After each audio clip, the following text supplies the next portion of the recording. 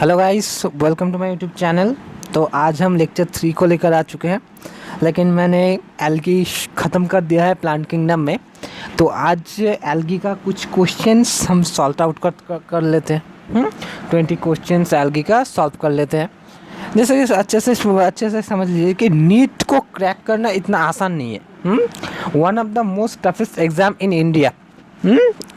बहुत ही मुश्किल जो है एग्ज़ाम है। 15 लाख से 16 लाख बच्चे हर साल बैठते हैं इस नीट में। तो समझ लीजिए उसमें सिलेक्शन होता है बस 30 से 40 हज़ार का। तो अच्छे से समझ लीजिए, अच्छे से देख लीजिए कि कंपटीशन कितना ज़्यादा है। तो इसके लिए अगर आप घर में तैयारी नहीं करेंगे तो मुश्किल है। आज मैं 20 सवाल दिखाऊंगा, लेकिन आपको हर दिन 100 क्वेश्चंस करने हैं। बायो के 50 क्वेश्चंस करने हैं, फिजिक्स के एंड 50 क्वेश्चन करने हैं केमिस्ट्री के। ओके, तभी शायद आपका सिलेक्शन होगा, लेकिन क्वेश्चंस को सॉल्व करना ही होगा, ये मैंडेटरी है। क्लियर? तो आगे बढ़ते हैं हम।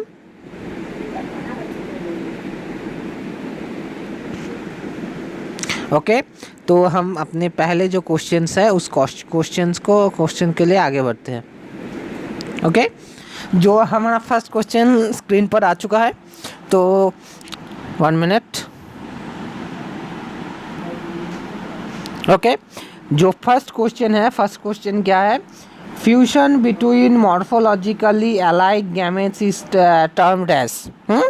मतलब मॉर्फोलॉजिकली सेम दिखने वाला जो गैमेट्स है उसके फ्यूजन को हम क्या कहते हैं? जवाब दीजिए ज़रा। क्या उसका जो आंसर है? हाँ, वो है आइसोगैमी। आइसोगैमी कहते हैं हम मैंने बताया था कि जो दो गैमेट होगा सेम देखने को मिलेगा, इन दोनों सेम देखने के गैमेट को इसका फ्यूजन होगा। जब रिप्रोडक्शन होगा तब जो जाइगोट बनेगा, उस फ्यूजन की जो प्रक्रिया है उसे हम कहते हैं आइसोगैमी। क्लियर? एनाइसोगैमी क्या है? एनाइसोगैमी होगा डिफरेंट, जो गैमेट होगा वो डिफरेंट होगा। समझ में आया? डिसिमिलर होगा जो गैमेट होगा। ऊगैमी में क्या होगा? ऊगैमी में फीमेल ज़्यादा मतलब बड़ा होगा साइज में, है। Female is larger than male. Clear? और सिनगैमी को आप सबने पढ़ा नहीं है। ऊगैमी और सिनगैमी में ज़्यादा फर्क नहीं है, लगभग सेम ही है। समझ में आया? तो इसका जो आंसर है, उसका आंसर है ऑप्शन नंबर 1। इसका आंसर ये है, isogamy. Clear? Next, fusion of two gametes which are dissimilar in size is termed as. मतलब सिमिलर नहीं होगा, डिसिमिलर होगा। जो दो गैमेट होगा उसका जो फ्यूजन होगा, लेकिन गैमेट जो है वो डिसिमिलर है। ओके, देखते हैं कौन से में हो सकता है ये। डिसिमिलर ऊगैमी में हो सकता है, एनाइसोगैमी में भी हो सकता है, बट आइसोगैमी में नहीं हो सकता। क्यों? आइसोगैमी में दो सेम चाहिए, मतलब जो गैमेट का दो गैमेट का जो साइज चाहिए वो सेम होना चाहिए। सो इसका मतलब ऊगैमी भी आंसर हो गया, एनाइसोगैमी भी आंसर हो गया। तो ऑप्शन क्या दे रखा है? Both 1 and 3। तो ऑप्शन होगा क्या? Option number 4। समझ में आया? Clear? Next, which type of sexual reproduction is found in Volvox. Volvox में किस तरीके का सेक्सुअल रिप्रोडक्शन देखा जाता है? हाँ, वॉल्वॉक्स में देखा जाता है ऊगैमस टाइप का सेक्सुअल रिप्रोडक्शन देखा जाता है। मतलब फीमेल बड़ा होगा, मेल छोटा होगा। ये है हमारा ऊगैमस का टाइप। समझ में आया? तो option number 3। Next, at least a half of the total carbon dioxide fixation on earth is carried out by through photosynthesis by। Photosynthesis में हाफ कार्बन डाइऑक्साइड फिक्सेशन होता है अर्थ में। किसके ज़रिए? एंजियोस्पर्म के ज़रिए, जिम्नोस्पर्म के ज़रिए, एल्गी के ज़रिए, या ब्रायोफाइट्स के ज़रिए। ये तो बहुत ही मतलब लड्डू वाला सवाल था। एक नंबर का एकदम लड्डू वाला सवाल है। एंजियोस्पर्म हो नहीं सकता, ब्रायोफाइट्स भी हो नहीं सकता, जिम्नोस्पर्म भी हो नहीं सकता, ये हमारा एल्गी है। ये हमारा आंसर हो गया एल्गी। समझ में आया? नेक्स्ट लो, ये एक मतलब एक टेबल दे रखा है, इस टेबल को हमें सॉल्व करना है। ओके, सो टेबल को सॉल्व करने का जो टेक्निक है, वो टेक्निक है जो सबसे इजी है, मतलब जो आपको लगता है कि एकदम 100% श्योर है इसका आंसर यही होगा। हाँ, सबसे पहले उसे मार्क कीजिए। कौन सा वाला हमें सबसे पहले श्योर है? जैसे कि आगार हमें बनता है इससे, जेलिडियम एंड ग्रासिलेरिया। तो इसका मतलब क्या है? B3 होगा। यहाँ पर भी B3 हो गया, यहाँ पर भी B3 हो गया। इसका मतलब हमारा जो कंपटीशन है इन दोनों में से एक का है, इन दोनों में से एक होगा ही, क्योंकि हम जानते हैं आगार जेलिडियम और ग्रासिलेरिया से बनता है, ग्रासिलेरिया। ओके, अब कुछ और देखते हैं, जैसे एल्जीन। हाँ, क्या है एल्जीन? एल्जीन एक ब्राउन एल्गी है। एल्जीन, कैराजीन हम पढ़े थे, ब्राउन एल्गी। तो इसका मतलब C1 हो गया, C1 हो गया। हाँ, अब C1 सिर्फ इन दोनों में सिर्फ यही हो सकता है, तो इसका मतलब ऑप्शन नंबर ए है हमारा आंसर। हमारा आंसर है ऑप्शन नंबर ए। तो और भी देखते हैं, जैसे कि कैराजीन। कैराजीन क्या होगा? कैराजीन होगा हमारा रेड एल्गी, कैराजीनिन। ओके, और हमारा जो फूड होगा वो पोरफायरा एंड लैमिनारिया, इससे मुझे बताया था। बहुत इजी सा क्वेश्चन था। ओके, बहुत इजी क्वेश्चन था, इतना मुश्किल नहीं था। तो हमारा आंसर क्या है? हमारा आंसर है ऑप्शन नंबर ए। ये ऑप्शन, सॉरी, ये जो ऑप्शन नंबर ये है, इस ए है हमारा आंसर। ओके, नेक्स्ट, आगार इज कमर्शियली ऑब्टेन फ्रॉम। मैंने थोड़ी देर पहले ही बताया था, आगार किससे बनता है? एक होता है जेलिडियम और दूसरा ग्रासिलेरिया, इन दोनों से बनता है। ओके, एंड जेलिडियम और ग्लासिलेरिया कौन से एल्गी के अंदर आता है? Red algae. तो आंसर क्या है? Option number 4, Gelidium and Gracilaria. Clear? Next, okay, यहाँ पर एक फिल इन द ब्लैंक्स दे रखा है, 2 fill in the blanks and are unicellular algae. तो इसका मतलब एक यूनिसेलुलर एल्गी होगा इनमें, रिच इन प्रोटीन्स, जिनमें प्रोटीन होगा, that are used as food supplements even by space traveller भी फूड सप्लीमेंट के रूप में इस्तेमाल करते हैं। समझ में आया? तो इसका आंसर क्या होगा? बताओ, इसका आंसर जो होगा वो होगा ये, option number 1, chlorella and spirulina. क्यों? जो क्लोरेला है, क्लोरेला एक ग्रीन एल्गी है। हाँ, इसे फूड सप्लीमेंट के रूप में इस्तेमाल किया जाता है, क्योंकि इसमें प्रोटीन होता है, कार्बोहाइड्रेट्स होता है। ओके, एंड स्पाइरुलिना जो है, स्पाइरुलिना एक ब्लू ग्रीन एल्गी है, मतलब साइनोबैक्टीरिया है। साइनोबैक्टीरिया जो मतलब स्पाइरुलिना है, ये एक सोर्स होता है किसका? प्रोटीन का एंड विटामिन B2 का जो है सोर्स होता है एक क्या है? स्पाइरुलिना। ओके, एक बार नाउ स्पाइरुलिना कभी जो स्पेस ट्रैवलर होता है, स्पाइरुलिना को ऑक्सीजन जनरेटर के रूप में भी इस्तेमाल किया जाता है, एंड फूड सोर्स के रूप में तो इस्तेमाल किया ही जाता है। तो इसका जो आंसर होगा, एक होगा क्लोरेला और एक होगा स्पाइरुलिना। मैंने बता दिया क्या क्या है। Next, okay, seaweeds are a source of. Okay, seaweeds में क्या क्या पाए जाते हैं मुझे बताओ, जानते हो? अगर नहीं जानते हो तो अच्छे से सुनो। कुछ जो मिनरल्स सी वेट्स में पाया जाता है, क्या क्या है? सबसे पहले जो पाया जाता है वो है आयोडीन। समझ में आया? आयोडीन मिलता है। कैल्शियम मिलता है, सोडियम मिलता है, ओके 1 मिनट, हाँ सोडियम मिलता है, मैग्नीशियम मिलता है, पोटासियम मिलता है, आयरन मिलता है, जिंक मिलता है, जिंक से, कॉपर से, ओके। ये सब इस मतलब इसमें सीवेज इनमें पाए जाते हैं। तो इनमें मैंने जो जो लिखा इसमें ऑप्शन कौन से है, तो आंसर क्या होगा पता है ना? आंसर होगा आयोडीन, क्योंकि सबसे पहले मैंने लिखा आयोडीन। तो अच्छे से याद रखना है, सीवेज इनमें पाए जाते हैं, okay. Iodine, calcium, sodium, magnesium, potassium, iron, zinc, copper इनमें पाए जाते हैं, ओके। अब सीवेज से और बहुत सारे चीज़ पाए जाते हैं, जैसे कि कुछ फाइबर्स पाए जाते हैं, विटामिन्स पाए जाते हैं, एंजाइम भी पाए जाते हैं। क्लियर? Okay next. तो आंसर सॉरी आंसर 1 नहीं होगा, आंसर होगा 4 आयोडीन। मैंने मुंह से बोला आयोडीन, लेकिन मार्क कर दिया क्लोरीन, लेकिन ये आंसर नहीं होगा, आंसर होगा ये, आंसर होगा आयोडीन। समझ में आया? Sorry for my mistake, okay. Next, major photosynthetic pigments in green algae. मैंने तो तुमसे तो पहले ही कहा था, ओके 1 मिनट। जो हमारा हो गया सबसे पहले, जो ये फ्यूकोजैंथिन है, ये फ्यूकोजैंथिन किस में मिलता है?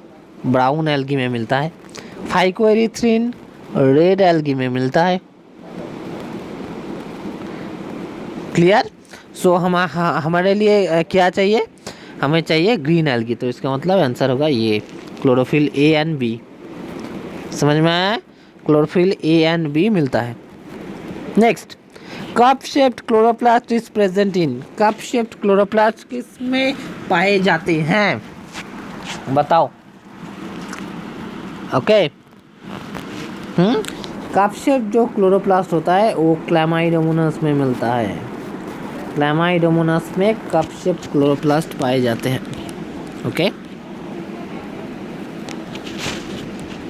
Next, in most green algae pyrenoids the storage body, okay. Pyrenoids कहाँ पर प्रेजेंट होते हैं?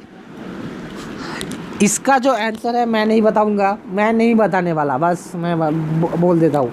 इसका जो आंसर है मुझे बताना है कमेंट्स में, कमेंट्स में भेजो, कमेंट्स में अभी भेजो। इस 4 ऑप्शंस में कौन सा आंसर किस में होगा, क्योंकि वेरी इजी क्वेश्चंस ये है। इसका जो आंसर वेरी इजी है वो मुझे कमेंट्स में भेजो, ओके। नेक्स्ट क्वेश्चन पर बढ़ जाते हैं। ए member of class Chlorophyceae. Class Chlorophyceae के कौन से मेंबर्स है? कौन से मैंने बताया था ना, एग्जाम्पल्स अच्छे से याद रखना है। कौन से एग्जाम्पल्स बताए थे? अरे सभी है इसमें सभी एग्जाम्पल्स हैं। Chlamydomonas, Volvox, Ulothrix, spirogyra and कारा, ये 5 एग्जाम्पल्स है। इनमें तो 3 यहाँ पर ही प्रेजेंट है, तो इसका आंसर क्या होगा? All of this. Clear? Next, in Ulothrix sexual reproduction is by. Ulothrix में सेक्सुअल रिप्रोडक्शन किससे होता है? किससे? isogamy.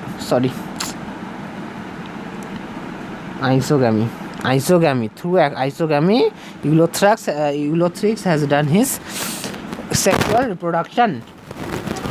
Okay. Next, each cell of Volvox colony. Okay. Each cell of Volvox colony has a structure similar to, किससे similar होता है? Okay. Similar किससे होता है? क्लैमाइडोमोनास। ये आंसर हो गया, ओके। वॉल्वॉक्स कॉलोनी का जो स्ट्रक्चर होता है वो क्लैमाइडोमोनास से सिमिलर होता है, ओके। यहाँ पर क्या दिया हुआ है? क्वेश्चन नंबर 15 में 2 डायग्राम दिया हुआ है। ये 2 डायग्राम कौन से प्लांट का है? इसमें 4 ऑप्शंस दे रखे हैं। कौन से हैं? ये जो डायग्राम है ये हमारा है पॉलीसाइफोनिया का, पॉलीसाइफोनिया।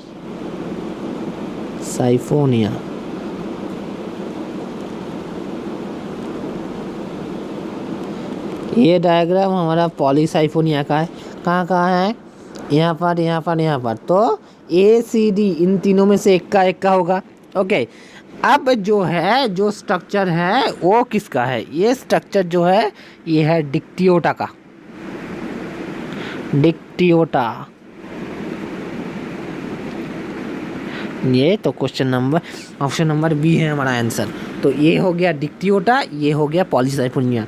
एनसीईआरटी का नहीं है, एनसीईआरटी का बाहर का है, इसलिए मैंने बाहर का भी बता दिया। मैंने कहा था ना 5% बाहर से आएगा। ओके, सो ये हमारा हो गया। क्वेश्चन नंबर 16, ये हमारा है एनसीईआरटी का डायग्राम। एनसीईआरटी का डायग्राम है ये। ओके, यहाँ पर बताना है ABC कौन सा है। सबसे पहले मुझे तो पता है ये कौन सा है, ए। ये हमारा हो गया फ्रंट, ये हमारा फ्रंट है। क्लियर? सो फ्रंट कहाँ कहाँ पर है? एक ही जगह पर है भाई, एक ही जगह पर है फ्रंट। सी वाला हमारा, ओ सॉरी, नॉट ए, हमारा ए फ्रंट हो गया यहाँ पर, ये वाला फ्रंट ए है। सो सी होल्ड फर्स्ट टाइप है। सो ऑप्शन नंबर बी है। क्या मुश्किल है क्या? इजी ना, बहुत सी इजी है। मैंने पहले ही बताया था जो मैथ्स होगा, जो तुम्हें पक्का पता है ये यही है, तो सबसे पहले वो करो। स्पाइरोगाइरा कौन सी फॉर्म है भाई? स्पाइरोगाइरा हमारा हो गया फिलामेंटस। क्लैमाइडोमोनास, ओके, क्लैमाइडोमोनास थोड़ा सा मुश्किल हो सकता है, मुझे पता है। और एक करो, जैसे कि वॉल्वॉक्स तो कॉलोनी फॉर्म करता है ना। सो हमारा A2 हो गया, C3 हो गया। सो A2 C3 कहाँ पर है? देखो, A2 C3 पहले वाला ही मिल गया। B हमारा यूनिसेलुलर हो गया। सम जाइंट पेनाइन फॉर्म्स केल्प्स, वेरी इजी था। मतलब जो ऐसे की टेबल बना होगा, कॉलम दिया होगा, जिसे तुम्हें पक्का पता है कि 100% श्योर है, उसे सबसे पहले मार्क करो। यही इसका ट्रिक है। नेक्स्ट, ओके, सो यहाँ पर कुछ स्टेटमेंट्स दे रखे हैं। अब हमें बताना है कौन सा करेक्ट स्टेटमेंट्स है। क्लियर? सो क्वेश्चन नंबर 18, हाँ, plant body is thalloid. Okay, plant body thalloid है। They are largely aquatic. Okay, largely aquatic है। Reproduction occurs by vegetative, asexual and sexual methods. Okay, ये जो तीन है, ये तीन किन के बारे में था? किन के बारे में था? क्लैमाइडोमोनास, वॉल्वॉक्स एंड यूलोथ्रिक्स के बारे में था। सो हमारा ऑप्शंस कौन सा है? ऑप्शंस हैं, नहीं sorry, Chlamydomonas, Volvox and Ulothrix are multicellular algae. Okay, ये हमारा 4 ऑप्शन दे रखे हैं। सबसे मुझे बताओ इसमें गलत क्या है? क्लैमाइडोमोनास मल्टीसेलुलर नहीं, यूनिसेलुलर होता है, इसका मतलब ये रॉन्ग हो गया। 4 रॉन्ग है। ए करेक्ट है, बी करेक्ट है, सी करेक्ट है। मतलब 1 2 3 करेक्ट। कहाँ पर है? 1 2 3 आर ट्रू है। सी समझ में आया? फाइकोएरिथ्रिन किस में प्रेजेंट है? ओके, फाइकोएरिथ्रिन, 1 मिनट, फाइकोएरिथ्रिन किस में प्रेजेंट है? फाइकोएरिथ्रिन प्रेजेंट होता है रेड एल्गी में। जो रेड एल्गी है, उस रेड एल्गी में फाइकोएरिथ्रिन प्रेजेंट है। इसका मतलब आंसर हो गया Polysiphonia. Clear? Next, okay, select the correct match of algal and its characteristic flagellation. Okay, flagellation. Okay, chlorophyce में 2 और सॉरी, ये भी हमारा करेक्ट है, ये भी हमारा करेक्ट हो गया, ये भी हमारा करेक्ट है। रोडोफाइसी में तो मिलता ही नहीं है ना। फाइयोफाइसी में 2 अनइक्वल है, लैटरल में होता है, और यहाँ पर 2 से 8 इक्वल है एपिकल में। इसका मतलब आंसर है A, all of this, option number 4। समझ में आया? ये हमारा हो गया 20 क्वेश्चन, 20 क्वेश्चन हमारा सॉल्व हो गया एल्गी के बारे में। अब अगली जो वीडियो आएगा, अगली जो लेक्चर आएगा, वो लेक्चर आएगा ब्रायोफाइट्स के बारे में। क्लियर?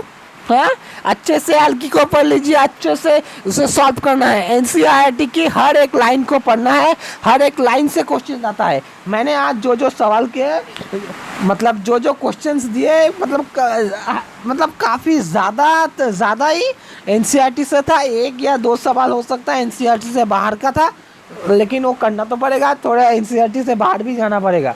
अब जब हमारा प्लांट किंगडम ख़त्म हो जाएगा, अगर कोई भी एनसीईआरटी की बाहर का टॉपिक या कोई भी मतलब पार्ट हो गया एनसीईआरटी के बाहर को ज़रूरत है, तो मैं उसे एक्स्ट्रा स्टॉक लेक्चर करके अलग एक वीडियो बनाऊंगा, जिसमें एनसीईआरटी के बाहर से भी अगर कोई आ सकता है, कुछ क्वेश्चंस आ सकता है, उसे हम डिस्कस करेंगे। ओके, एल्गी के बारे में कोई अलग क्वेश्चंस बाहर से आएगा क्या, ब्रायोफाइट्स के बारे में, टेरिडोफाइट्स के बारे में, जिम्नोस्पर्म्स के बारे में। ओके, सो अगले लेक्चर तक इंतज़ार कीजिएगा। Okay, thank you so much, good bye.